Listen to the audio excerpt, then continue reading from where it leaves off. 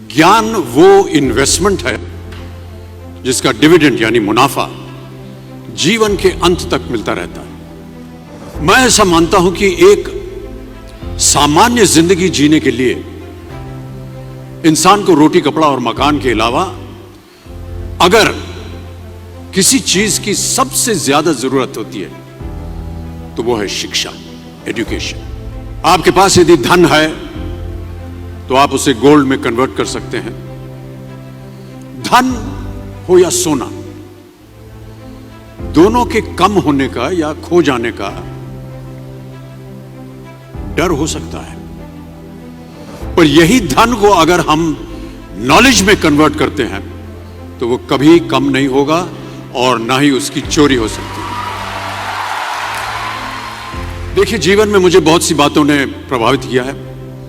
मेरे ये अनुभव सुनने में शायद साधारण लगे, पर इनमें छिपा सार असाधारण है, अनमोल है। यदि मैं आपसे पूछूं कि सबसे शक्तिशाली व्यक्ति कौन है, सबसे शक्तिशाली व्यक्ति कौन है, तो कोई कहेगा कि जिसके पास पावर है, वेपन्स हैं, शस्त्र है, धन है, किसी देश का राजा या किसी सल्तनत का वारिस है।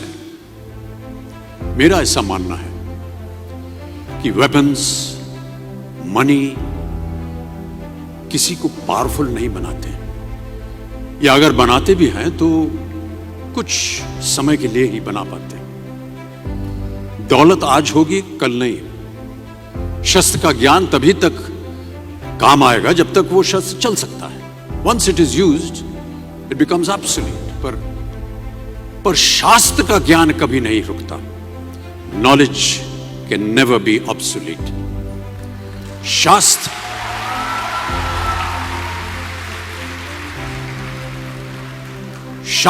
ज्ञान शस्त्र ज्ञान से ज्यादा असरदार, प्रभावशाली और शक्तिशाली होता है।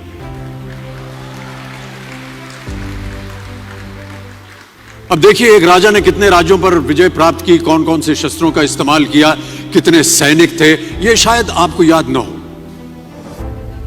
पर जीरो की खोज किसने की,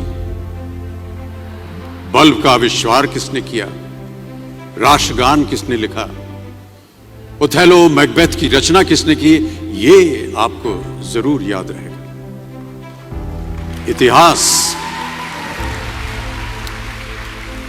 इतिहास गवाह है कि एक राजा अपनी शक्ति के बल पर केवल वहीं तक पूजा जाता है जहां तक उसका साम्राज्य फैला होता है। वो केवल अपनी प्रजा का प्रिय होता है, पर अपने ज्ञान की कीर्ति फैलाने वाले Albert Einstein, William Shakespeare, Rabindranath Tagore सिर्फ अपनी जन्मभूमि में ही नहीं बल्कि पूरे विश्व में पूजे जाते हैं। संपूर्ण मानव जाति के लिए वो प्रेरणा स्रोत बनते हैं। ज्ञान का धनी व्यक्ति हमेशा ही सम्मान और आदर योग्य होता है, क्योंकि ज्ञान वो कवच है, वो शील्ड है जो आपके जीवन में आने वाली कठिनाइयों से आपकी रक्षा करेगा। फिर किसी भी शस्त्र की आपको आवश्यकता नहीं होगी। दो चीजें इंसान यदि अपने जीवन में एक बार सीख लेता है तो वो उसे कभी भूलता नहीं। एक है तैरना, स्विमिंग, दूसरा है साइकिल चलाना। सालों बाद भी अगर आप इन क्रियाओं को करेंगे तो कभी भी इस बात की चिंता नहीं होगी कि आपको स्विमिंग करना या साइकिल चलाना याद है कि नहीं। You will confidently do it. काश कि हम पढ़ाई भी इसी नजरिए के साथ करें, that when you will chase knowledge, numbers will always follow.